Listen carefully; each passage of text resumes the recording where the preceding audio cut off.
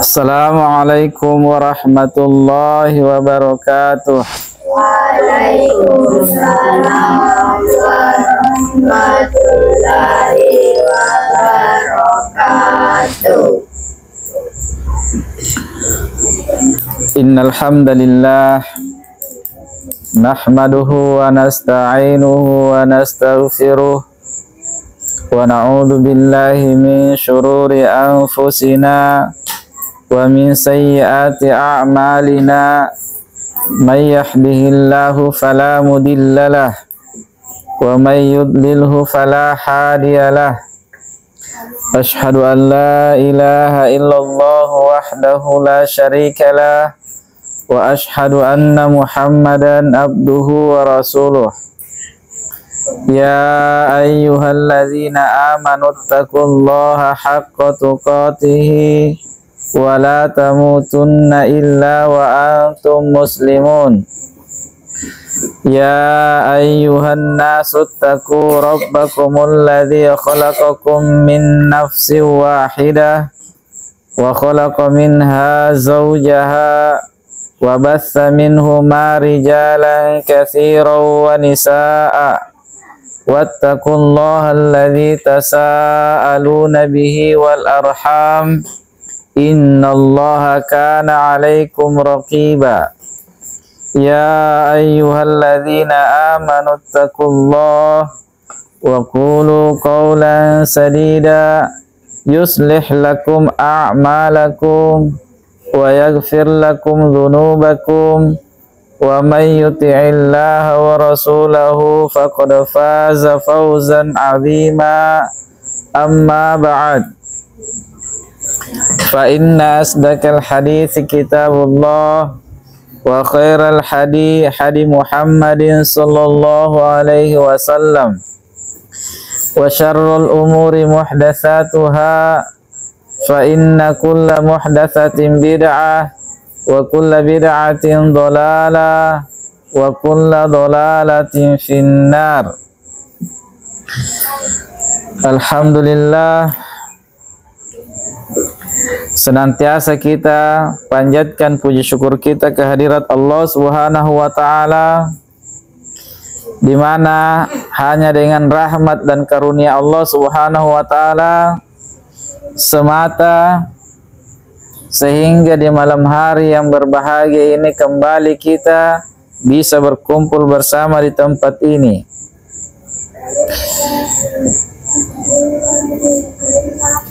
Dalam rangka kita mempelajari agama Allah Subhanahu wa taala.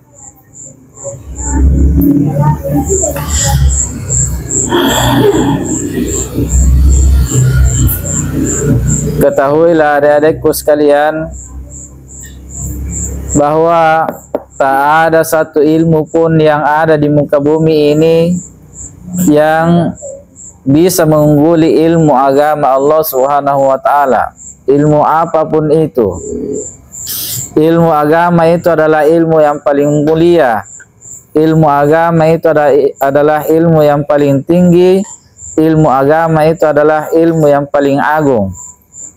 Di mana hanya dengan memiliki ilmu agama ini kita bisa menggapai ridha Allah Subhanahu wa taala.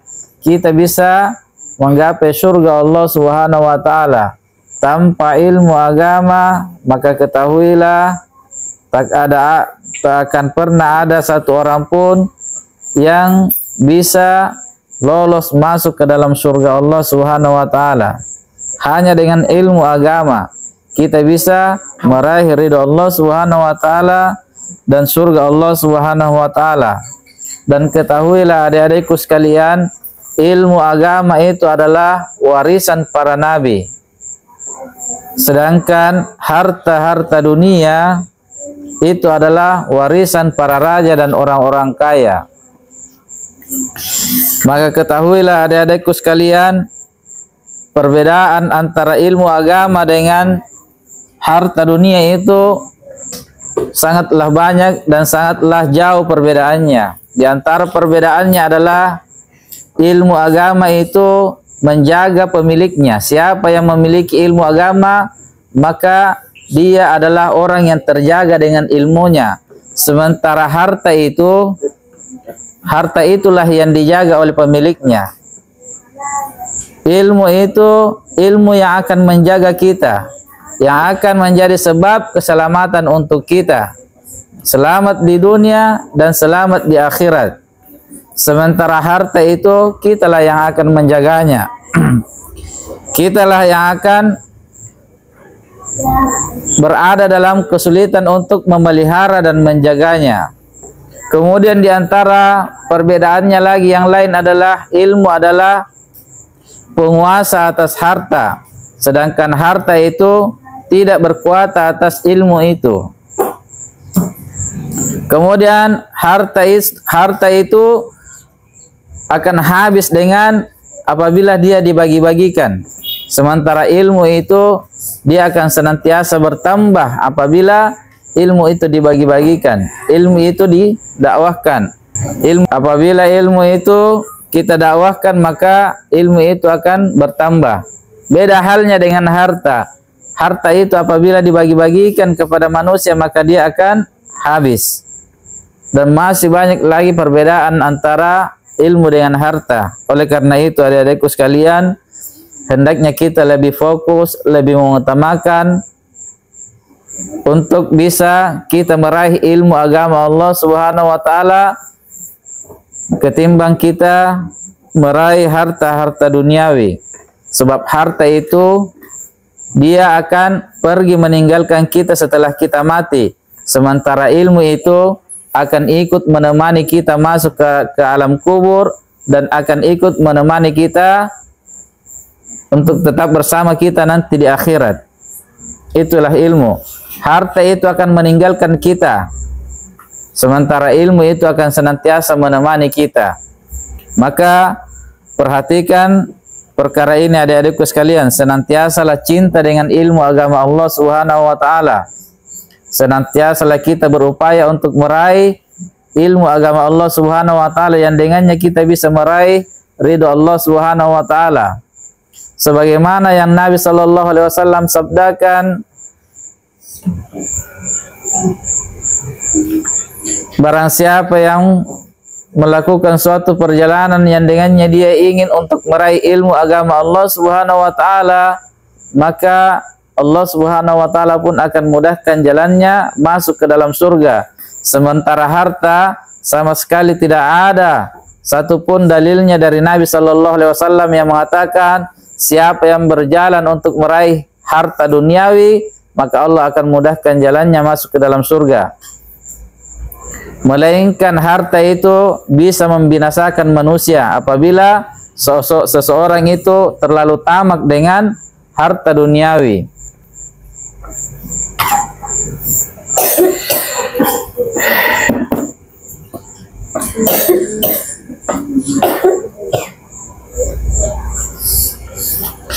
Baiklah adik-adikku sekalian, kita akan lanjutkan pelajaran kita di malam hari ini, yaitu pelajaran Sirah Nabawiyah, kisah hidup perjalanan Nabi sallallahu alaihi wasallam yang teramat indah. Kisah hidup seorang anak Adam yang paling mulia.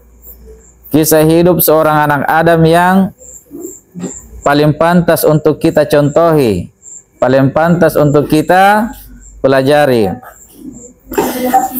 Dan kita sudah menyelesaikan atau kita sudah masuk pada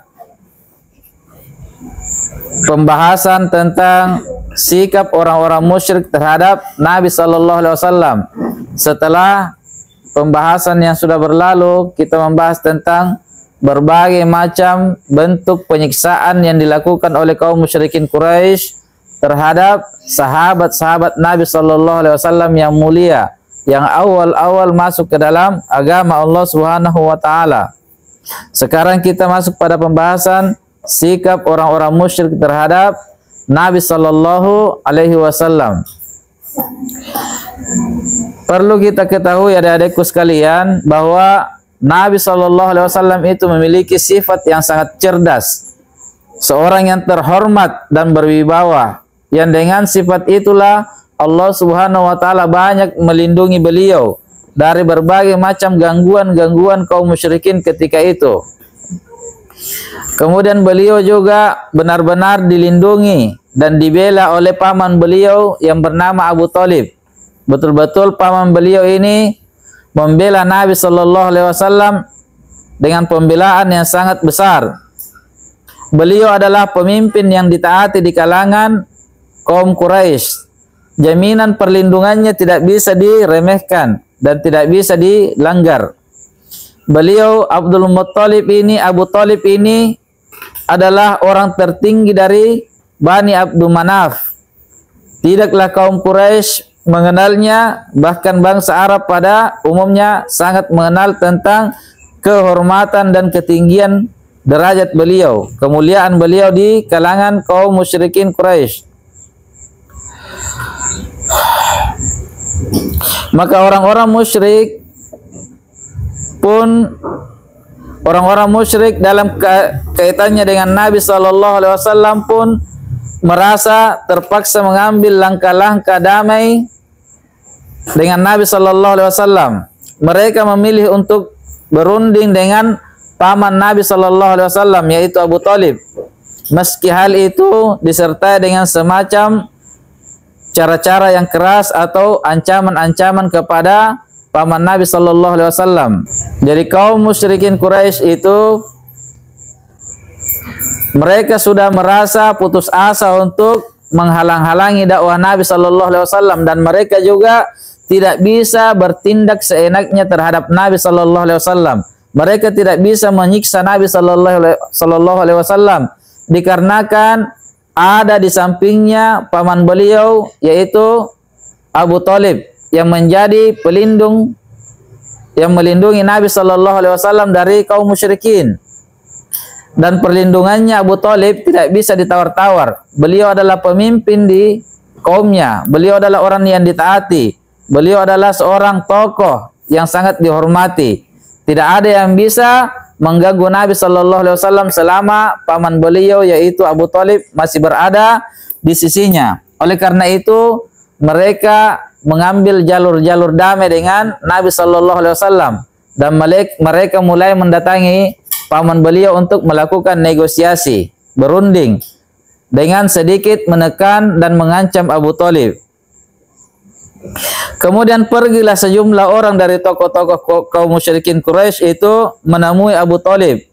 Mereka berkata kepadanya, sesungguhnya kemanakanmu itu, yaitu Muhammad Sallallahu Alaihi Wasallam, telah mencela-cela sesembahan kami. Dia telah mencela-cela Tuhan-Tuhan kami.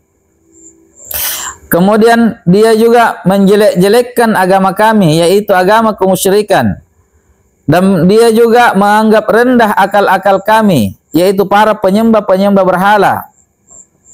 Dan menganggap sesat orang-orang tua kami terdahulu yang mereka sudah lama menganut agama kesyirikan itu. Maka apakah engkau akan mencegahnya dari urusan kami, ataukah engkau akan membiarkan urusan ini antara kami dengannya saja? Maksudnya orang musyrik ini mengancam Abu Thalib.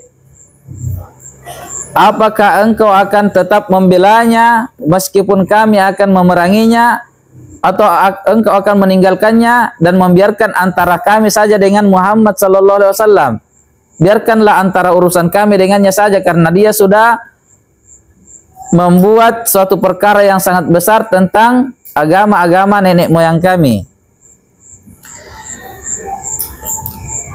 Jadi yang diinginkan oleh negosiasi dari kalangan kaum musyrikin Quraisy ini, dia menginginkan bahwasanya Abu Thalib ini tidak usah ikut campur dalam urusannya Nabi Muhammad Sallallahu Alaihi Wasallam dengan kaum musyrikin. Jangan mencampuri urusan mereka. Kemudian kata mereka kepada Abu Thalib, sebenarnya engkau itu, wahai Abu Thalib, berada atas dasar agama yang sama dengan kami. Maksudnya mereka mengatakan kamu itu masih musyrik juga sama dengan kami. Perbedaanmu dengannya, yaitu antara kami dengan Nabi, itu sama. Maka kami merasa cukuplah engkau yang menangani perkara ini, cukuplah engkau yang menasehati kemenakanmu itu. Jadi kaum musyrikin menyerahkan kepada Abu Thalib ini agar supaya dia yang melarang Nabi Shallallahu Alaihi Wasallam untuk mendakwahkan agama Allah Subhanahu Wa Taala. Sambil mereka juga memuji-muji Abu Thalib dan mengingatkan bahwa agama kami dengan agamamu masih sama, masih agama kesyirikan. Berarti perbedaan saya dengan Muhammad sama juga perbedaanmu dengan Muhammad Sallallahu Alaihi Wasallam.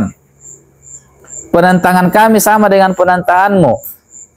Nabi mencela agama kami, berarti Nabi juga mencela agamamu. Maksudnya seperti itu. Maka cukuplah engkau wahai Abu Thalib yang menangani perkara ini. Maksudnya engkau lah yang menasihati Nabi Muhammad Sallallahu Alaihi Wasallam itu agar meninggalkan dakwah kepada ketauhidan, kepada pengesaan kepada Allah Subhanahu Wa Taala. Kemudian apa kata Abu Thalib menjawab perkataan mereka kaum musyrikin Quraisy ini? Beliau pun berkata kepada mereka dengan perkataan yang sangat halus dan menolak mereka dengan penolakan yang sangat baik.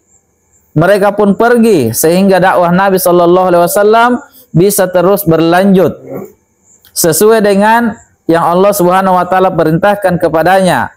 Beliau pun menampakkan dakwah untuk mengajak manusia ke dalam agama Allah Subhanahu Wa Taala dan mengajak manusia untuk beribadah hanya kepada Allah Subhanahu Wa Taala.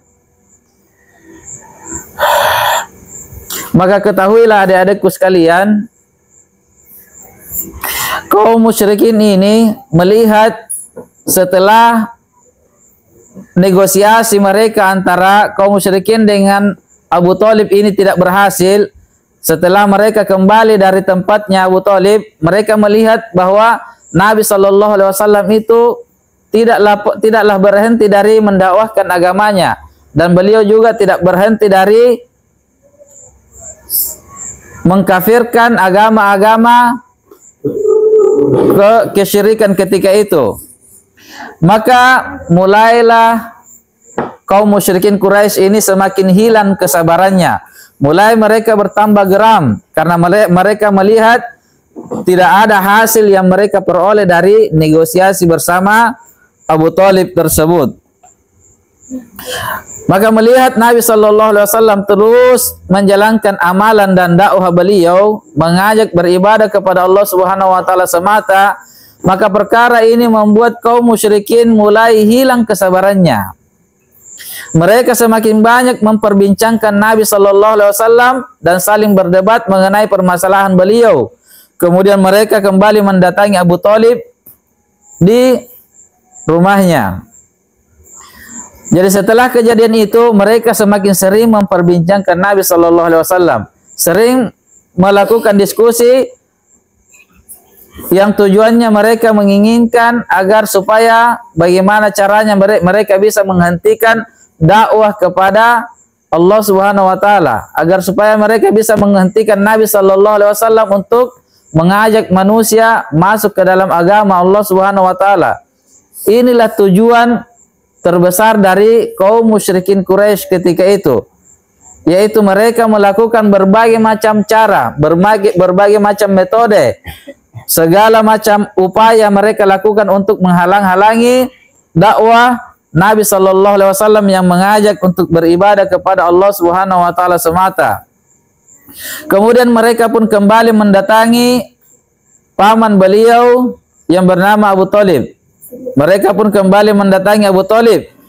Kemudian berkata, sesungguhnya engkau wahai Abu Thalib orang yang sangat dituakan dan engkau memiliki kemuliaan dan kedudukan di antara kami. Jadi kaum musyrikin itu adik-adikku sekalian sangat betul-betul mengetahui kedudukannya Abu Thalib, sehingga dia tidak berani secara langsung menzolimi Nabi, menganiaya Nabi, karena Nabi Shallallahu Alaihi Wasallam masih berada dalam perlindungannya Abu Thalib, masih dibela oleh Abu Thalib. Kemudian mereka berkata, kaum musyrikin ini berkata kepada Abu Thalib, kami benar-benar telah meminta kepada engkau wahai Abu Thalib untuk melarang kemenakanmu itu dari menjelek-jelekkan Tuhan-Tuhan kami. Namun engkau wahai Abu Thalib belum juga melarangnya dari urusan kami ini. Dan kami demi Allah sudah tidak sabar lagi terhadap semua ini atas celaannya kepada orang-orang tua kami, menganggap bodoh akal-akal kami, dan celaan terhadap sesembahan-sesembahan kami, hingga engkau mau mencegahnya dari urusan kami ini, atau kami yang akan bertindak kepadanya. Dan berhati-hatilah engkau terhadap keputusan ini sampai binasa salah satu di antara keduanya.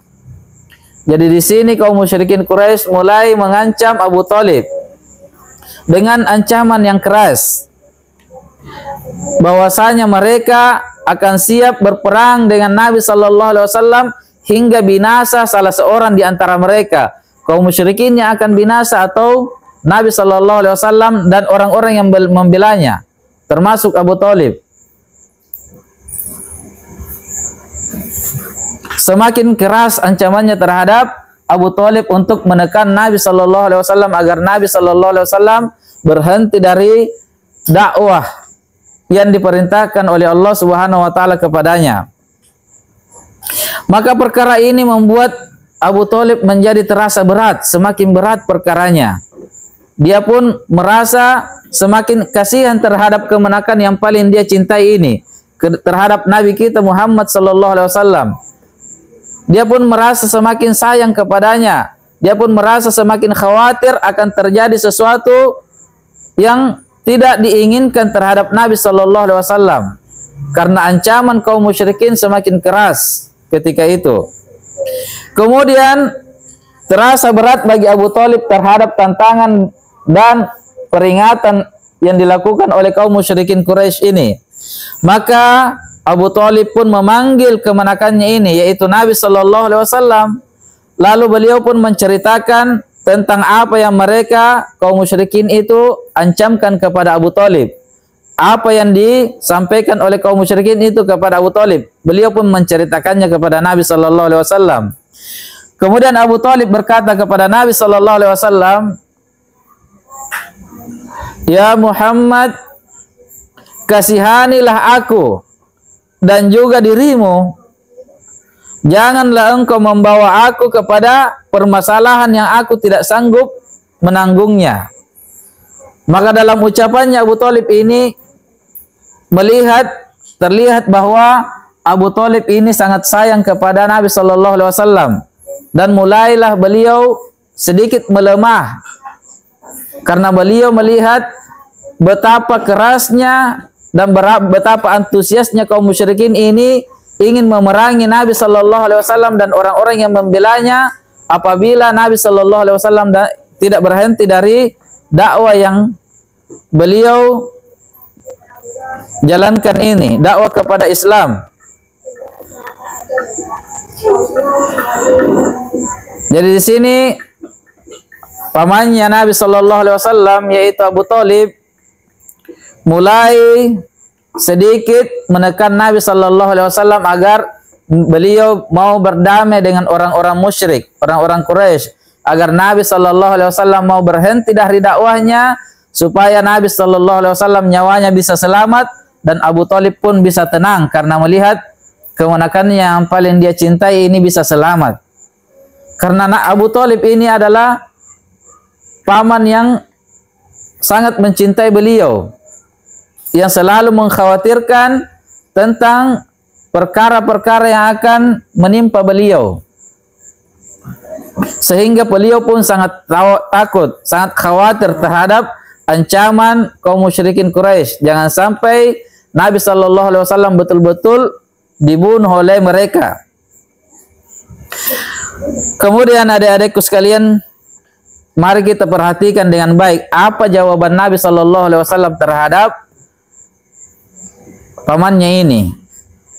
Maka ketika Nabi sallallahu alaihi wasallam melihat sikap lemah dari pamannya ini, maka beliau pun berkata, "Ya ammi, wahai pamanku, andai kata kaum musyrikin Quraisy itu mampu meletakkan matahari di tangan kananku, dan andai kata dia itu mampu meletakkan bulan di tangan kiriku, niscaya saya tidak akan pernah meninggalkan dakwah kepada Allah Subhanahu wa taala ini sampai binasa salah satu dari kami antara saya dengan kaum musyrikin, atau Allah Subhanahu wa taala akan memenangkan agamanya ini.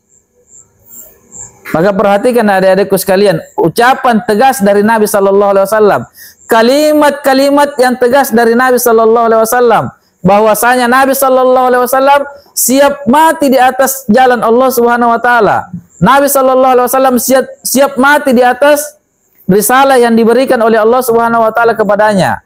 Nabi sallallahu alaihi wasallam tegaskan bahwa saya tidak akan pernah meninggalkan dakwah kepada Allah Subhanahu wa taala selama saya masih diberi kesempatan bernapas oleh Allah Subhanahu wa taala. Nabi sallallahu alaihi wasallam sama sekali tidak takut terhadap ancamannya kaum musyrikin.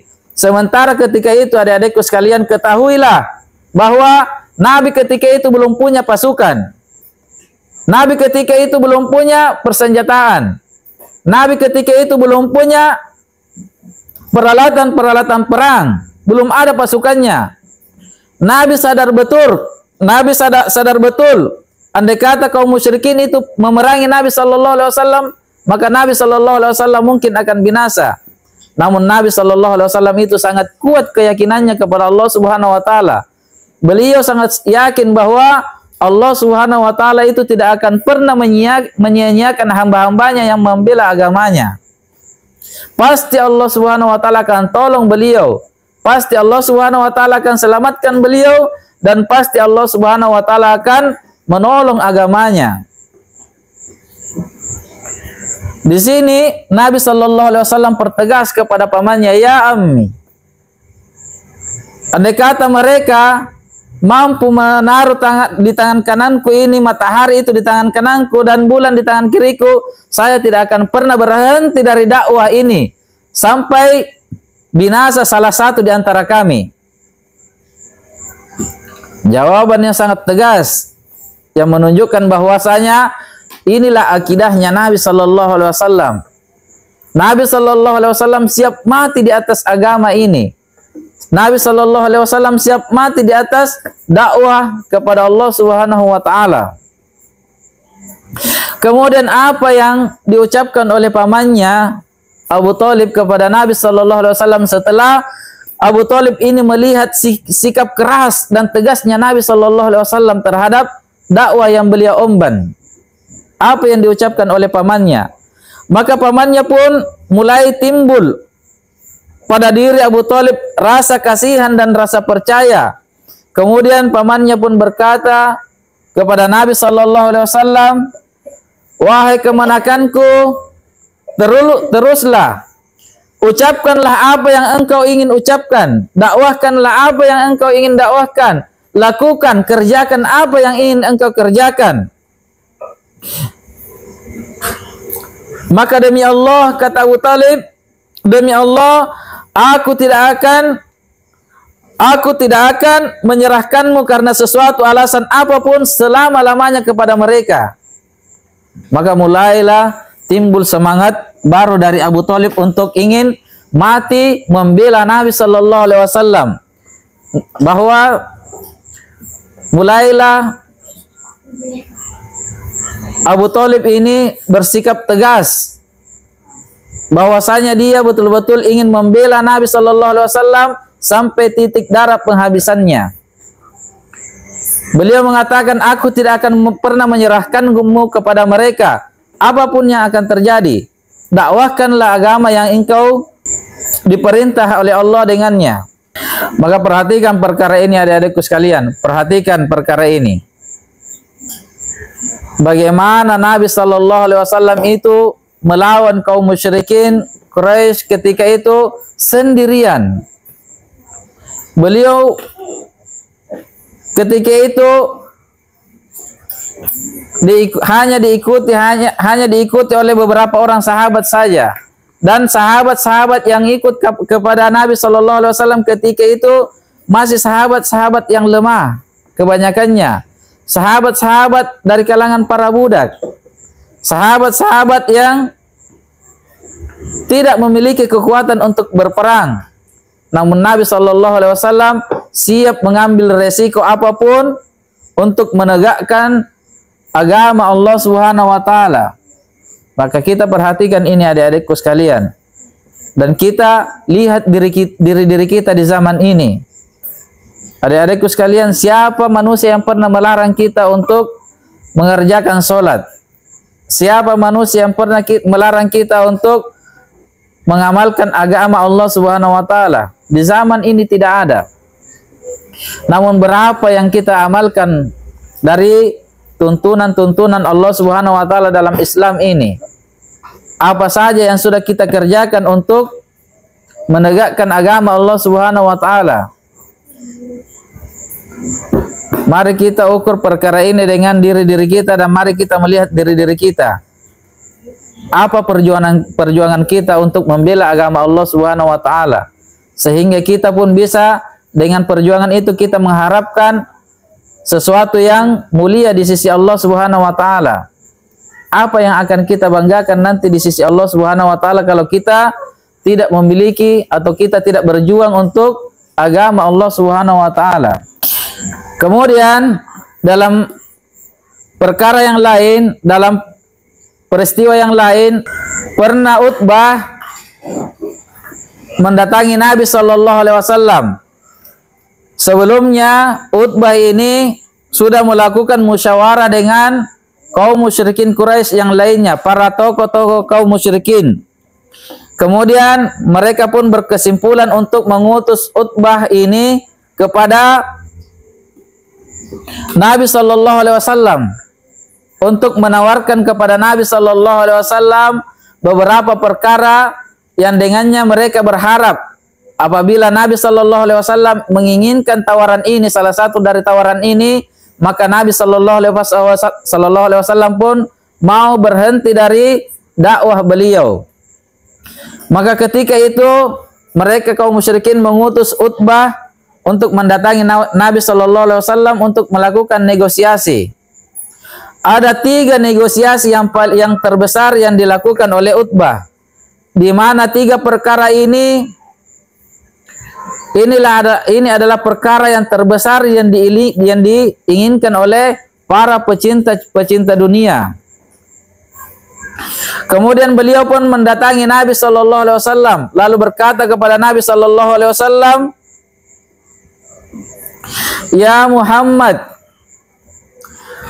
apabila perkara yang kamu inginkan dari dakwahmu ini mengajak manusia untuk beribadah kepada Allah Subhanahu wa taala semata, apabila yang kamu inginkan dari dakwah itu kamu menginginkan harta dunia, maka saya akan mengumpulkan seluruh harta-harta kaum Quraisy. Kemudian kami akan memberikannya kepadamu agar engkau menjadi orang yang paling kaya di antara kami. Maka berhentilah dari dakwahmu itu. Berhentilah dari dakwah Islam." Coba lihat adik-adikku sekalian, tawaran yang sangat bodoh yang dilakukan oleh orang-orang musyrik. Hanya sekedar menginginkan Nabi sallallahu alaihi wasallam berhenti dari dakwahnya, mereka rela mengumpulkan harta-harta mereka lalu diberikan kepada Nabi sallallahu alaihi wasallam. Betapa kaum musyrikin itu besar sekali antusiasnya ingin menghalang-halangi dakwahnya Nabi sallallahu alaihi wasallam, ingin menghancurkan dakwah Islam. Segala macam cara mereka lakukan.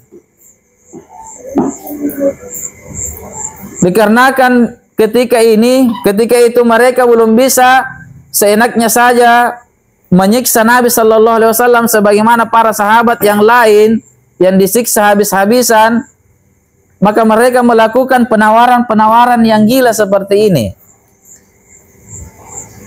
Kemudian penawaran yang kedua, mereka mengatakan, "Ya Muhammad, apabila yang kamu inginkan dari dakwah yang kamu emban itu adalah kedudukan, maka kami akan mengangkat engkau sebagai raja dan engkau akan menjadi raja di antara kami. Maka berhentilah engkau dari dakwah ini, dakwah yang mengajak kepada peribadatan hanya kepada Allah Subhanahu wa taala semata. Kami angkat engkau sebagai raja-raja kami kalau kamu hanya menginginkan kedudukan.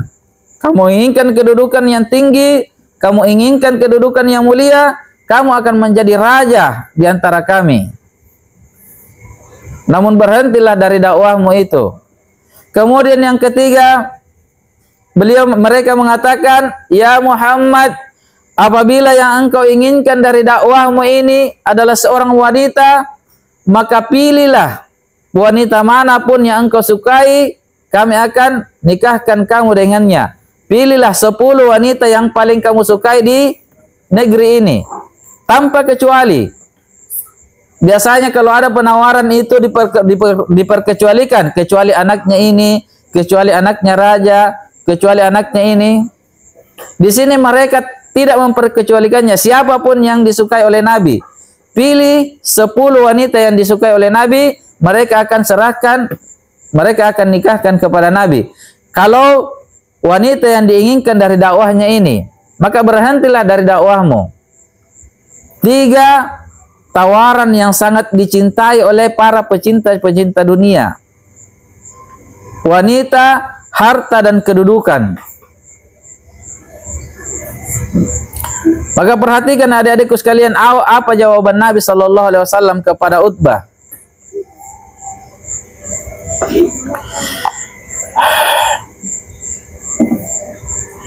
Maka Nabi Shallallahu Alaihi Wasallam pun membaca sebuah surah, membaca ayat-ayat Allah Subhanahu wa taala dalam surah Fussilat. Nabi sallallahu alaihi wasallam pun membaca surah ini. Beliau berkata, Bismillahirrahmanirrahim. Hamim. Tanzilum minar rahmanir rahim ila akhiril ayah. Kemudian ketika Nabi sallallahu alaihi wasallam sampai pada ayat yang beliau baca, pada ayat ke-13,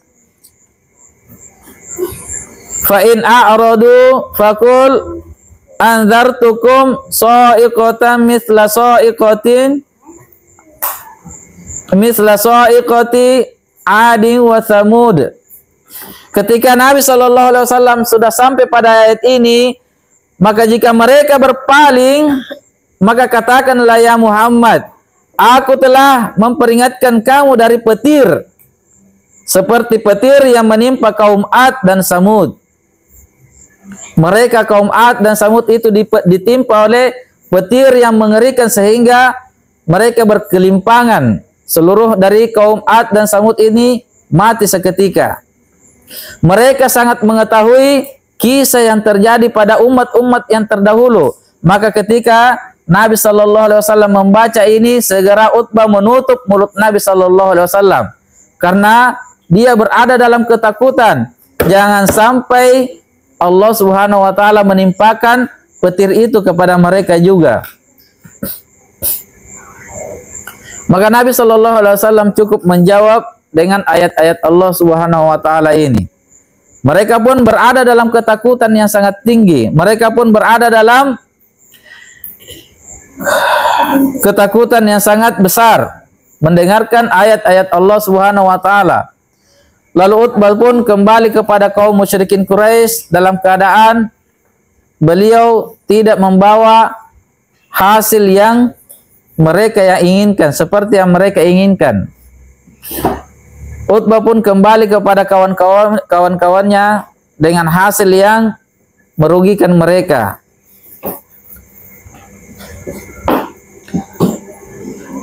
Maka perhatikan adik-adikku sekalian, perjuangan Nabi Shallallahu Alaihi Wasallam semasa hidupnya. Inilah sejarah hidupnya Nabi Shallallahu Alaihi Wasallam yang patut kita pelajari, yang patut kita teladani. Nabi Shallallahu Alaihi Wasallam sudah ditawarkan berbagai macam kenikmatan dunia, ditawarkan untuk menjadi raja, ingin diberikan harta kekayaan sampai Nabi menjadi manusia yang paling kaya ketika itu, ingin diberikan 10 wanita yang paling dia sukai, siapa saja, bebas beliau pilih. Namun Nabi Shallallahu Alaihi Wasallam sedikit pun dia tidak tertarik dengan kenikmatan-kenikmatan ini. Karena Nabi Shallallahu Alaihi Wasallam yakin betul bahwa kenikmatan yang ada di sisi Allah Subhanahu Wa Taala itu jauh melampaui kenikmatan yang mereka tawarkan kepada Nabi. Nabi Shallallahu Alaihi Wasallam sadar betul bahwa nikmat yang ada di sisi Allah, di surga Allah Subhanahu Wa Taala itu tidak ada bandingannya dengan seluruh kenikmatan yang mereka tawarkan kepada Nabi. Sementara kalau Nabi Shallallahu Alaihi Wasallam menerima tawaran mereka, itu menunjukkan bahwa Nabi Shallallahu Alaihi Wasallam menjauhkan dirinya dari kenikmatan surga Allah Subhanahu Wa Taala. Tidak mungkin Nabi Shallallahu Alaihi Wasallam mau mengganti surga Allah Subhanahu Wa Taala dengan kenikmatan yang sangat sedikit ini, yang sangat sedikit nilainya. Sedikit pun Nabi Shallallahu Alaihi Wasallam tidak tertarik dengan tawaran mereka. Maka perhatikan ini adik-adikku sekalian, perhatikan ini. Jangan kita melalaikan perintah-perintah Allah Subhanahu Wa Taala hanya karena mengejar harta dunia yang sangat sedikit itu, yang belum tentu juga kita bisa meraihnya. Apalagi kalau tidak ada harta dunia yang kita cari, kemudian kita lalai dari kewajiban-kewajiban kita. Jangan adik-adikku sekalian, hanya karena diajak oleh temannya pergi bermain sehingga dia meninggalkan sholat, hanya karena perkara-perkara yang sia-sia, perkara-perkara yang tidak mendatangkan faidah dalam urusan dunia maupun agamanya, sehingga dia meninggalkan perintah-perintah Allah berupa sholat. Jangan adik-adikku sekalian, jangan. Bagaimana kita bisa meraih surganya Allah Subhanahu Wa Taala kalau kita tidak mentaati Allah Subhanahu Wa Taala? Lihatlah perjuangan Nabi Sallallahu Alaihi Wasallam. Lihatlah pengorbanan Nabi Sallallahu Alaihi Wasallam. Betapa Nabi Sallallahu Alaihi Wasallam itu selalu mengutamakan perintah-perintah Allah Subhanahu Wa Taala, selalu mengutamakan dakwah kepada Allah Subhanahu Wa Taala.